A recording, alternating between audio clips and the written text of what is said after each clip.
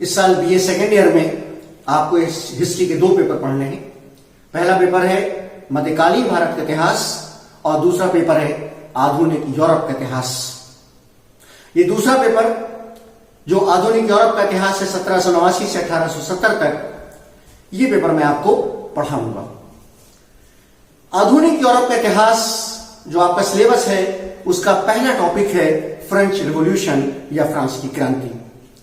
France की क्रांति जो जैसा कि नाम से स्पष्ट है कि फ्रांस में क्रांति हुई थी, परंतु इसने पूरे यूरोप को प्रभावित किया और पूरे यूरोप को नहीं बल्कि पूरे विश्व को प्रभावित किया।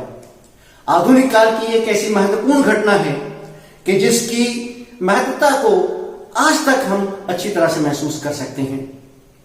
ये फ्रांस की क्रांति जब आप पढ़ेंगे तो आपको अंदाजा होगा कि विश्व में पहली बार समानता, स्वतंत्रता, भ्रातृत्वता यानी इक्वलिटी, फ्रेटर्निटी और लिबर्टी एक बड़े स्तर पर जनसाधारण के लिए एक्सेप्ट की गई। ये क्रांति आप अच्छी तरह से जानते हैं कि अचानक नहीं हो गई या कोई भी क्रांति संयोग से नहीं हुआ करती। उसके पीछे कुछ कारण होते हैं। कभी कभी 50 वर्षों से उसकी परिस्थितियां बनती चली आती हैं और फिर अचानक उसका विस्फोट हो जाता है।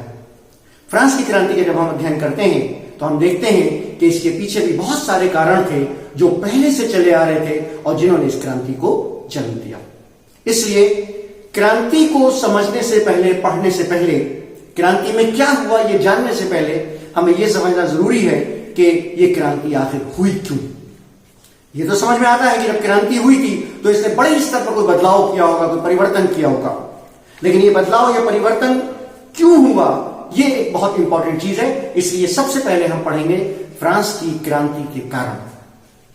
इतिहासकारों ने इन कारणों को कैटेगराइज किया है, जैसे राजनीतिक कारण, आर्थिक कारण, सामाजिक कारण, धार्मिक कारण और बौद्धिक कारण। यानी राजनीतिक परिस्थितियां थी, आर्थिक परिस्थितियां थी, धार्मिक और सामाजिक परिस्थितियां थी कि जिन्होंने इस क्रांति को जन्म दिया।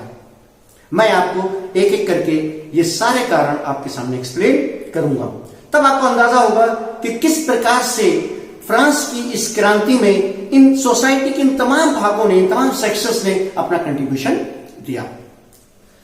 फ्रांस की कारणों को समझने से पहले, इस क्रांति के कारणों को समझने से पहले एक चीज थोड़ी सी फ्रांस के बैकग्राउंड में आपको बताऊं। फ्रांस में जिस समय क्रांति हुई है उस समय वहां का शासक लुई 16 था। ये लुई 16 बोर्बों वंश का था और बोर्बों डायनेस्टी की स्थापना 1589 में हेनरी IV ने की थी, जिसके बाद लुई 13 गद्दी पर बैठा, जिसने यूरोप के अंदर फ्रांस को एक महत्वपूर्ण स्थान दिलाया। उसके बाद लुई 14 गद्दी पर बैठा। लुई 14 इस वंश के शासकों में शायद सबसे महत्वपूर्ण है, इसलिए कि उसने एक ओर तो निरंकुशता को बढ़ावा दिया, सारी शक्तियों को अपने हाथ में केंद्रित किया, दूसरी ओर उसने यूरोप में फ्रांस को एक सम्मानजनक स्थान पर ले जाकर खड़ा कर दिया। इस स्थान को प्राप्त करने के लिए उसने बहुत सारे युद्धों में भाग लिया और इन युद्धों के कुछ नेगेटिव पॉइंट्स भी हुए, जैसा हम बाद में देखेंगे कि आर्थिक संकट आया, लेकिन लुई 14 ने फ्रांस को विश्व के अंदर और यूरोप के अंदर एक महत्वपूर्ण स्थान दिलाया। लुई 14 के बाद लुई 15 गद्दी पर बैठा और सबसे लंबे समय तक शासन करने वाला ये बोर्बों वंश का लुई 15 था। और इतिहासकार मानते हैं कि ये फ्रांस का दुर्भाग्य था कि लुई 15 ने इतने लंबे समय तक फ्रांस पर शासन किया।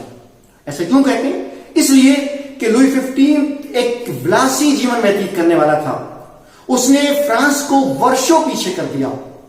उसने जनता, जनसाधारण को उस मोड़ पर लाकर खड़ा कर दिया कि जिसके बारे में इतिहासकार ये मानते हैं कि क्रांति के बीज लुई 15 के शासनकाल में ही बो दिए गए थे। 1774 में लुई 15 की मृत्यु के बाद लुई 16 गद्दी पर बैठा। इस प्रकार जब ये क्रांति फ्रांस के अंदर हुई उस समय वहां का शासक लुई 16 था। जैसे मैंने कहा था पहले कि इस क्रांति की घटनाओं को समझने और पढ़ने से पहले हमारे लिए यह समझना आवश्यक है कि क्रांति आखिर क्यों हुई। इस क्रांति के कारणों को जो मैंने बताया आपको कि आर्थिक, धार्मिक, सामाजिक, बौद्धिक कारण है, उनमें सबसे पहले और जो सबसे महत्वपूर्ण है वो है राजनीतिक कारण। ये वो काल है 1789 18वीं शताब्दी का कि यूरोप के अंदर, संपूर्ण यूरोप में ऑलमोस्ट निरंकुश शासकों का दौर दौरा था।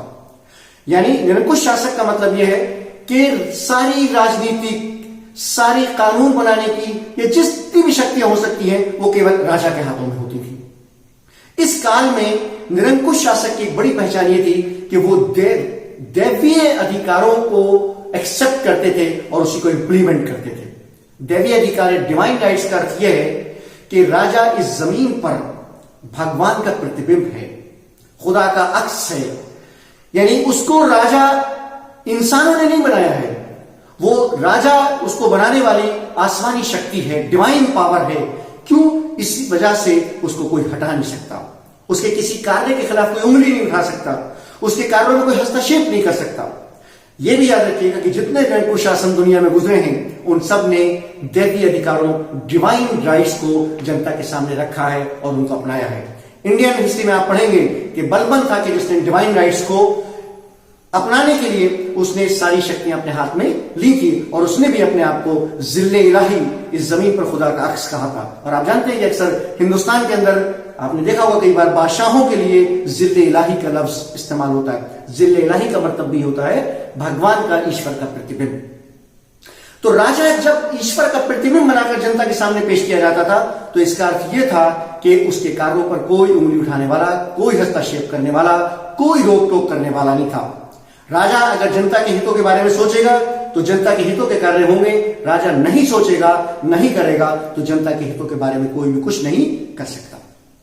राजा पर फ्रांस के अंदर हम देखते हैं कि नियंत्रण करने के लिए दो संस्थाएं थी, एक स्टेट्स जनरल और दूसरी पार्लियामेंट। स्टेट्स जनरल प्रतिनिधि सभा थी, लेकिन बड़ी इंटरेस्टिंग चीज यह है कि 1789 में जब ये क्रांति हुई है, इसके पिछले 175 साल से, लास्ट 175 ईयर से इस स्टेट्स जनरल का इलेक्शन हुआ ही नहीं था। जनता जानती ही नहीं थी कि स्टेट्स जनरल नामी कोई संस्था किस तरह से उसका इलेक्शन होगा, किस तरह से उसके प्रतिनिधि चुने जाते हैं। इसलिए राजा पर कंट्रोल करने का या नियंत्रण करने का कोई प्रश्न ही नहीं उठता।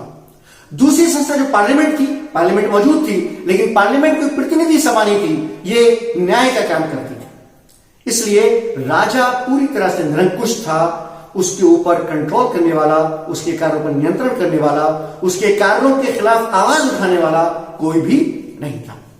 तो जब हम राजनीतिक परिस्थितियों को देखते हैं तो सबसे पहली चीज हमारी समझ में यह आती है कि एक निरंकुश शासक उस वक्त फ्रांस में शासन कर रहा था और अगर वो शासक सही कार्य करे या गलत कार्य करे, कोई उसके विरुद्ध कुछ भी नहीं कर सकता था। दूसरा पॉइंट जो इससे जुड़ा हुआ है वो ये है कि ये निरंकुश के साथ ही साथ विलासी शासक भी थे। फ्रांस की राजधानी पेरिस है, लेकिन राजा ने अपने रहने के लिए पेरिस से कुछ मील दूरी पर वारसाई स्थान पर एक बड़ा जबरदस्त भव्य महल बनाया था जिसमें सैकड़ों कमरे थे, उसमें पूजा के लिए भी कमरे थे, वहां पे मनोरंजन के जितने साधन उस वक्त आप सोच सकते हैं वो सारे साधन उसमें पाए जाते थे। वहां राजा अपने नौकरों, अपने दरबारियों, अपने दासों, अपनी दासियों और अपने अधिकारियों के साथ रहता था। ये लगभग उस काल में 500 से भी ज्यादा की संख्या थी जो वहां पर एक भव्य जीवन, एक लग्जरियस लाइफ वहां पर व्यतीत करते थे। ये विलासी जीवन और साथ ही साथ राज्य की इनकम का एक बड़ा भाग अपने ऊपर खर्च करने वाले राजा, जाहिर है कि जनता के हितों को पूरा करने के लिए कुछ करने के भी फेवर में नहीं थे। राजा लुई 16, यहां यह भी याद रखिए कि जब मैं राजा लुई 16 की बात कर रहा हूं तो उस समय उसकी जो पत्नी थी लुई 16 की, मैरी एंटोइनेट का भी बड़ा योगदान है, बड़ा कंट्रीब्यूशन है इस क्रांति में, क्योंकि वो भी अपने ऊपर, अपनी दासियों के ऊपर एक बड़ा धन का भाग खर्च किया करती थी। यह कहा जाता है कि उस समय जो राजा का दरबार था वो ग्रेवयार्ड था, मकबरा था, कब्र थी, काहे की? चंदा की, क्योंकि वहां पर वो पैसा जो जनता का था, जो जनता पर खर्च होना चाहिए था, वो जनता के बजाय राजा और उससे संबंधित लोगों पर खर्च किया जाता था।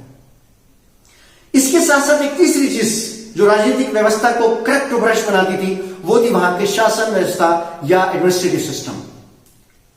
एडमिनिस्ट्रेटिव सिस्टम में फ्रांस के अंदर, पूरे फ्रांस में एक बड़ी विचित्र चीज थी कि पूरे कंट्री में एक समान कानून नहीं पाए जाते थे। सब जगह अलग अलग कानून थे, अलग अलग कानून भी कई तरह से। यानी एक जगह किसी जुर्म की जो सजा है, दूसरी जगह वो उस जुर्म की वो सजा नहीं होती थी, या एक जगह पर किसी काम करने को जुर्म माना जाता था तो दूसरी जगह उस काम करने को जुर्म नहीं माना जाता था। साथ ही साथ वहां पे सामाजिक, जिसको हम बाद में भी डिस्कस करेंगे, जो सामाजिक भेदभाव था उसमें भी एक ही जुर्म के लिए अलग अलग सजाएं थी। यही नहीं, जो न्यायालय थे, जो न्यायाधीश थे, तो ये जो न्यायाधीश का पद था ये भी बेचा और खरीदा जाता था। यानी न्यायाधीश के पद को अगर किसी के पास धन है तो धन देकर वो पद खरीद सकता था। अब आप जानते हैं, समझते हैं अच्छी तरह से कि जब पैसा देकर हम किसी चीज को खरीदेंगे तो हम चाहेंगे कि उससे हम पैसा बनाएं। अगर हमने 1000 रुपए देकर कोई चीज खरीदी है तो हम उससे 2000 रुपए अपने लिए बनाना चाहेंगे। तो इसने न्याय व्यवस्था को पूरी तरह से करप्ट कर दिया था। साथ ही साथ जो एक और इंपॉर्टेंट चीज थी वो ये थी कि फ्रांस जो पूरा तकरीबन 36 जनरलिटीज कहलाती थी, छोटे छोटे प्रांत थे उनमें बटा हुआ था।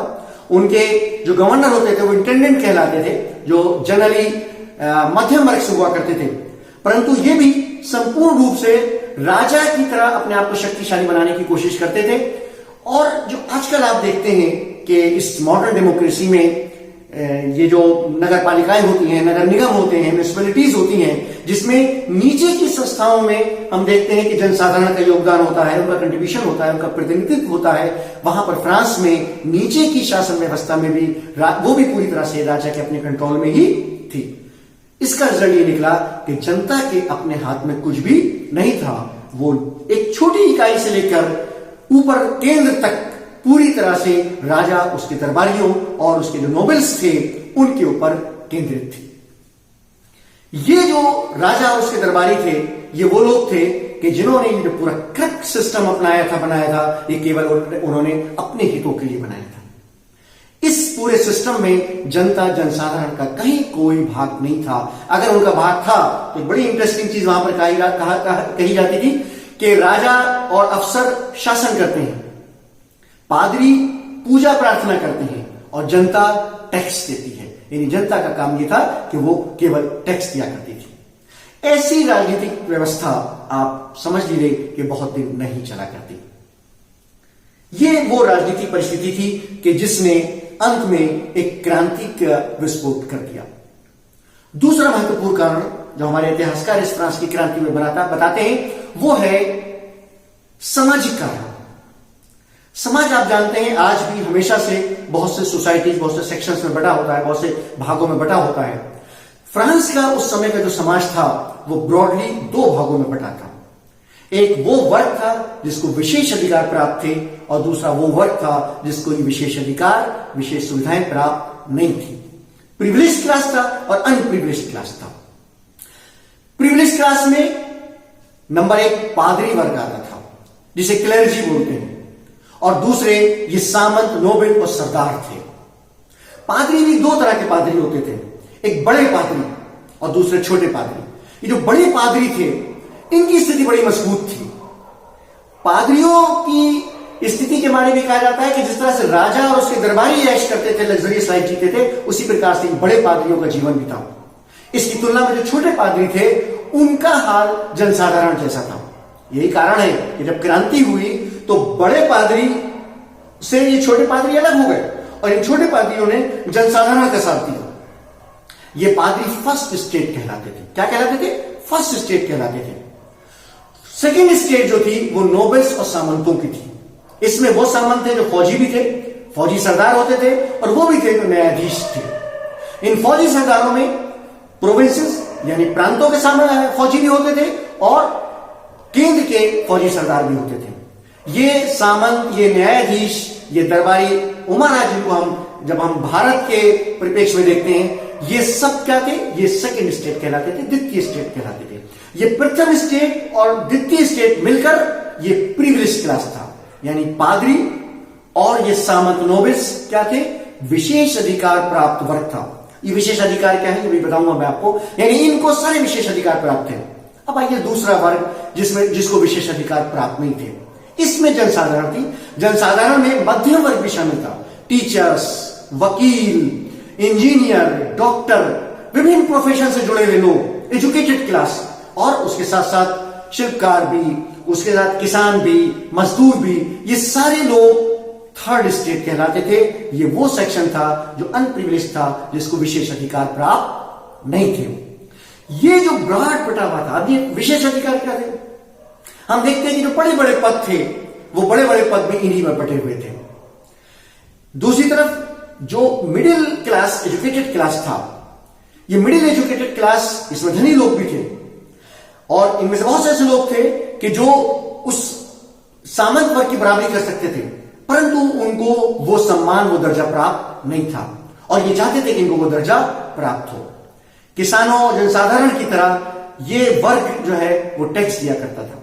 अभी आर्थिक व्यवस्था में डिस्कस करूंगा, उसमें आपको मैं बताऊंगा कि अर्थव्यवस्था, आप जानते हैं ना, अर्थव्यवस्था बैकबोन होती है किसी भी संस्था को चलाने के लिए, किसी देश को चलाने के लिए, एक छोटे से घर को चलाने के लिए प्राचीन काल से लेकर आज तक अर्थव्यवस्था की सबसे ज्यादा इंपॉर्टेंस रही है। अगर अर्थव्यवस्था ठीक है तो वो चाहे घर हो, ये देश बहुत अच्छा चलेगा। अगर अर्थव्यवस्था खराब है तो चाहे वो छोटी इंस्टीट्यूशन हो या कोई बड़ा इदारा हो, वो कभी ढंग से नहीं चल सकता। फ्रांस की अर्थव्यवस्था का जब हम उसकी समीक्षा करते हैं तो हम उसे बहुत सारी खराबियां पाते हैं। हम देखते हैं कि एक बड़ी इंपॉर्टेंट चीज है जो आप अपने घरों में भी देखते होंगे कि एक घर की इनकम होती है, इसी तरह एक देश की भी इनकम होती है। हमें मालूम होता है कि हमारी इतनी आमदनी, हमारी इतनी इनकम है, उसी के अकॉर्डिंग हम अपना बजट बनाते हैं कि हम इन चीजों पर इतना पैसा खर्च करेंगे। ये इनकम और एक्सपेंडिचर के लिए, आमदनी और खर्च करने के लिए जो हम ये कैलकुलेशन करते हैं, ये बजट कहलाता है। बजट की खूबी यह होती है कि उसमें खर्च आमदनी के अकॉर्डिंग होता है, तभी वो बजट सही रहता है। फ्रांस के अंदर इस तरह का कोई बजट नहीं पाया जाता था। कितनी आमदनी है, उसका पे कितना खर्च किया जाएगा, कहां कितना खर्च किया जाएगा, इस तरह की कोई चीज हम जो है वो फ्रांस के अंदर नहीं पाते। यानी बजट का अभाव, और जाहिर है कि बजट का अभाव किसी भी देश की अर्थव्यवस्था को कोलैप्स करने के लिए बहुत महत्वपूर्ण योगदान देता है। दूसरा, मैंने आपको अगर याद होगा शुरू में बताया था, स्पेशली लुई 14 के दौर में कि जो युद्ध लड़े थे फ्रांस ने और उसके बाद से निरंतर युद्धों में व्यस्त रहा, उन युद्धों में बड़ा धन खर्च हुआ, जिसकी वजह से देश की आर्थिक स्थिति खराब हुई और इस समय तक आते आते फ्रांस को ऋण लेना पड़ा। कहते हैं कि फ्रांस की जितनी इनकम थी उसका आधा भाग तो इस कर्ज के इंटरेस्ट सूद में निकल जाता था और फिर जब कमी होती थी तो फिर और ऋण ले लिया जाता था, राजा कर्ज ले लिया करता था। बल्कि जो मैंने बताया था कि जो पद बेचे जाते थे, पद बेचने की शुरुआत भी इसी बात से हुई थी कि धन जमा करने के लिए राजा ने पदों को बेचना आरंभ कर दिया था। ये जो संकट था, आर्थिक संकट, और हम बाद में देखेंगे ये आर्थिक संकट ही था जिसने फिर क्रांति का विस्फोट किया। इस संकट का एक बड़ा कारण वो युद्ध थे जो लुई 14 के काल में हुए और उसके बाद से होते रहे। इसका दूसरा बड़ा कारण क्या था कि जो इनकम थी वो राजा, उसके दरबारियों और संबंधित सामंतों और पादरियों पर खर्च होती थी। यानी ये माना जाता है कि फ्रांस की कुल भूमि का 1/5 भाग पादरियों के पास था, चर्च के पास था, और उससे जो इनकम होती थी वो बजाय इसके कि धार्मिक कार्यों में खर्च हो, वो उन पादरियों के अपने जीवन और अपने हितों पर खर्च की जाती थी। इसी प्रकार से जो जागीरदार थे, सामंत थे, फ्यूडल से, इनके पास भूमि का एक बड़ा भाग था और ये सारे लोग जो थे ये सब अपने ऊपर खर्च किया करते थे। अब बड़ी इंटरेस्टिंग चीज है जो आपको सुनकर हैरत होगी कि किसी भी राज्य की इनकम के लिए टैक्स बहुत इंपॉर्टेंट रोल होते हैं। टैक्स दो तरह के होते हैं, जो इकोनॉमिक्स के लोग हैं वो जानते होंगे, डायरेक्ट और indirect tax. Direct tax generally personal जो प्रॉपर्टी होती है उसके ऊपर होते हैं, पर्सनल इनकम के ऊपर होते हैं। फ्रांस की विचित्र व्यवस्था यह थी कि वहां पर टैक्स उन लोगों पर लगाए जाते थे जिनकी इनकम नहीं थी, और जिनकी इनकम थी वो टैक्स से वंचित थे, उन्हें टैक्स से बचाए रखा गया था। टैक्स से कौन दे सकता था? पादरी वर्ग दे सकता था, उसके पास पैसा था। कौन दे सकता था? सामंत वर्ग दे सकता था, उनके पास पैसा था, लेकिन उनके ऊपर कोई टैक्स नहीं था। टैक्स किस पर लगा था? जनसाधारण पर, किसान पर, मजदूर पर, टीचर पर, वकील पर, शिल्पकारों के ऊपर, कि जिनकी अपनी आमदनी नहीं थी उनके ऊपर टैक्स लगाया जाता था। अब जाहिर है कि जिसके पास पैसा नहीं है उस पर अगर आप टैक्स लगाएंगे तो या तो वो टैक्स देगा नहीं, और अगर आप उसे लेना चाहेंगे तो उसके ऊपर आपको अत्याचार करना पड़ेगा। दूसरे इनडायरेक्ट टैक्स थे, बहुत से थे। उसमें एक टैक्स मैं आपके सामने बताऊंगा जो नमक का टैक्स कहलाता था। फ्रांस के अंदर यह प्रोविजन था कि 7 साल की आयु से ऊपर के हर व्यक्ति को, देश के हर सदस्य को साल के अंदर एक निश्चित मात्रा थी, लगभग 7 पाउंड की, इतना नमक खरीदना आवश्यक था ताकि वो नमक का टैक्स, जो नमक पर टैक्स था, वो टैक्स दे सके। अगर वो ये नमक नहीं खरीद सकता था तो उसके ऊपर अत्याचार किया जाता था और फोर्स किया जाता था उसको इस नमक खरीदने के लिए। बजाय कोई बड़ी बात नहीं, लेकिन इंटरेस्टिंग चीज इसमें यह है कि उन जिन बेचारों के पास रोटी खरीदने के लिए पैसे नहीं थे, खाने के लिए पैसे नहीं थे, उनके लिए नमक खरीदना अनिवार्य था। आपको याद होगा कि इंडिया में भी जब फ्रीडम स्ट्रगल अंग्रेजों के खिलाफ चल रहा था तो नमक के कानून के खिलाफ जो है वो गांधी जी ने डांडी मार्च किया था। तो ये जो नमक था ये एक तरह से प्रतीक था किस चीज का? इस बात का कि उनके ऊपर अत्याचार हो रहा है। जिसके पास पेट भरने को रोटी नहीं है उसको नमक खरीदना पड़ता था। ये जो कर व्यवस्था थी, और वो लोग जो टैक्स दे सकते थे, पादरी थे या सामंत थे, उनके ऊपर टैक्स नहीं लगाया जाता था। इतिहास में अभी हम देखेंगे कुछ जगह ऐसा हुआ कि उन पर टैक्स लगाने की कोशिश की गई तो उन्होंने टैक्स देने से इनकार कर दिया। राजा ने कोशिश की, बल्कि क्रांति के आरंभ ही इस बात से हुआ कि टैक्स लगाने का अधिकार किसको है। तो इस प्रकार से राज्य की इनकम जो थी वो नीचे आती चली जा रही थी और उसके खर्चे बढ़ते चले जा रहे थे। और खर्च किसके ऊपर हो रहे थे? उन लोगों पर हो रहे थे जो सामंत थे, जो पादरी थे या जो राजा से संबंधित लोग थे। तो ये अर्थव्यवस्था जो मैंने कहा था कि अगर आपको देखिए कोई भी चीज है, अगर आपका पेट भरा है तो आपको सब कुछ सूझेगा, लेकिन अगर आपका पेट नहीं भरा है तो आप सबसे पहले पेट भरने की सोचेंगे। दुनिया की हर चीज पेट के सामने नीचे और पीछे होती है। फ्रांस में जब क्रांति हुई है वो समय आ गया था कि जब जनता के पास रोटी खाने को, जो बेसिक नेसेसिटीज होती हैं, उनको पूरा करने के लिए कुछ भी नहीं बचा था। तो इस प्रकार हमने देखा कि राजनीतिक व्यवस्था में क्या खराबी थी, हमने देखा कि सामाजिक व्यवस्था कैसी थी, और हमने देखा कि धार्मिक व्यवस्था क्या थी। कि धार्मिक व्यवस्था को मैं भी आपके सामने डिस्कस करूंगा कि सामाजिक, आर्थिक और राजनीतिक किस तरह वो परिस्थितियां हुई जिन्होंने क्रांति को जन्म दिया। धार्मिक कारण इसमें आप जानते हैं कि हर रिलीजन के लोग डिफरेंट सेक्ट्स, समुदाय में बटे होते हैं।